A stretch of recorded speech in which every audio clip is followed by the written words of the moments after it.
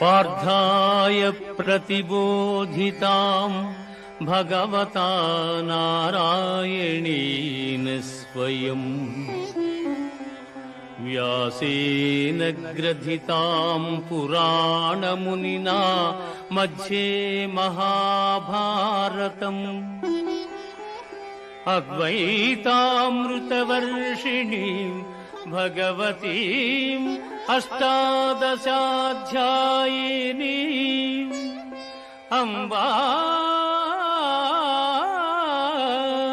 త్వామనుసందధామి భగవద్గీతే భవద్వేషిణీం భగవద్గీతే భవద్వేషిణీం. భగవద్గీత మహాభారతము యొక్క సమగ్ర సారాంశము. భక్తుడైన అర్జునునకు అనర్చిన ఉపదేశమే గీతా సారాంశము. భారత యుద్ధము జరగరాదని సర్వవిధములా భగవానుడు ప్రయత్నించెను. కాని ఆ మహానుభావుని ప్రయత్నములు వ్యర్థములాయను. అటు పిమ్మట శ్రీకృష్ణుడు పార్థునకు సారథి అయి నిలిచెను.